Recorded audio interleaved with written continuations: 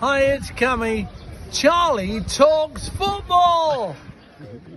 Hello everyone and welcome back to Charlie Talks Football. So as you can see, we're in a different room here, and I've got my new microphone, which hopefully improves the sound of the videos. So because I'm always trying to improve and make things better, so hopefully you guys do enjoy this video. But today I wanted to talk about something different for fans of other clubs, because I was watching the Tottenham versus Man United game. It ended with a 1-0 win for Tottenham, and because I'm a Newcastle fan, I wanted to give you guys my perspective on the game, so maybe Man United fans or Tottenham fans can comment.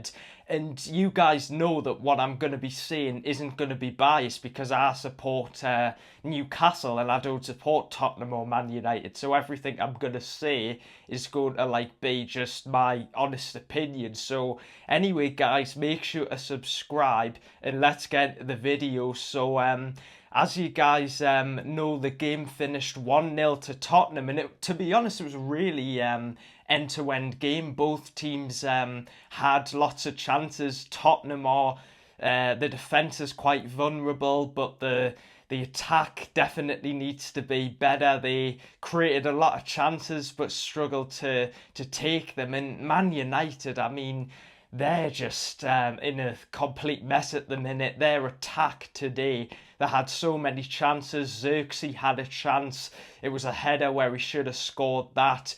But it's poor recruitment really by Man United.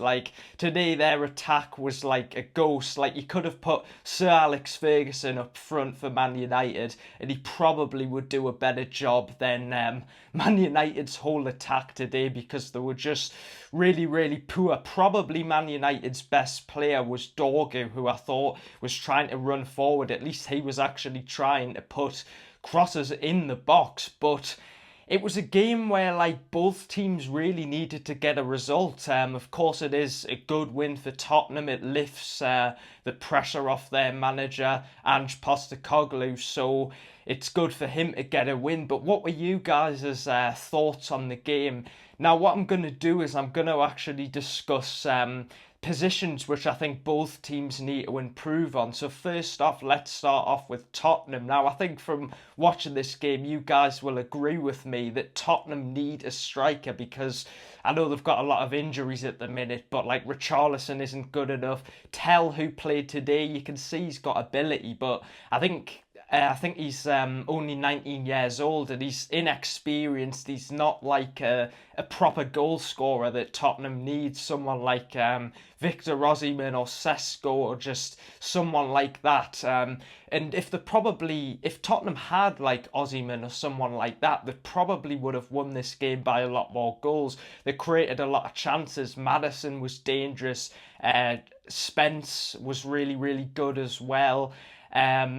So it was a good win for Tottenham. Now on to where Man United need to improve. Now, I think Man United need to improve on a lot of things. Of course, the Højlund today wasn't exactly great. I think Man United have been crying out for a proper striker. Yes, he made some decent runs, but he's inexperienced. He's another young player who Man United spent big on after he had one good season. And for me, he's just not good enough for a club like Man United. They need a world-class goal scorer who can get them the goals when it really matters in important games like this. And today, they just struggled. They just don't have that cutting edge. They've got players at the club who aren't good enough to be playing for a club like Man United. You know, you've got the likes of Anthony, who they signed. He's went on loan now to Real Betis, and he's actually doing quite well, which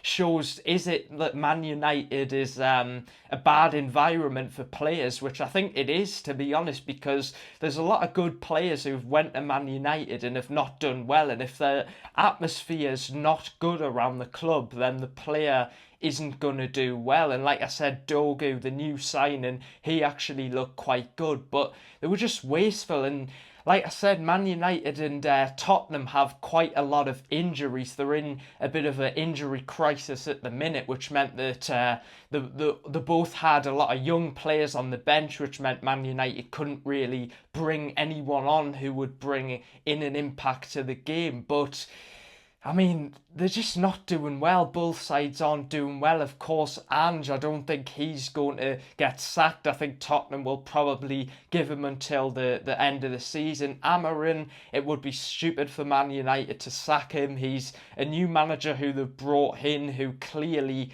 hasn't been backed. They've got rid of a lot of players, the likes of Rashford and Anthony, and they haven't really replaced them. So Amarin needs to be backed by the Man United owners in the summer transfer window and actually bring in players who fit his system, because like the players that they've got don't suit how he wants to play. And I think that's probably one of the key reasons why Man United are doing so bad, because unfortunately the players Amarin's got does not know how to play in his system. And some Man United fans will say, well, why don't we change the formation? But you've still got them bad players, so it doesn't really matter what you do. But I want to know your guys' thoughts, Man United fans, Tottenham fans. What are your thoughts on my opinions? Have I got it right? Would you disagree with us on any of this?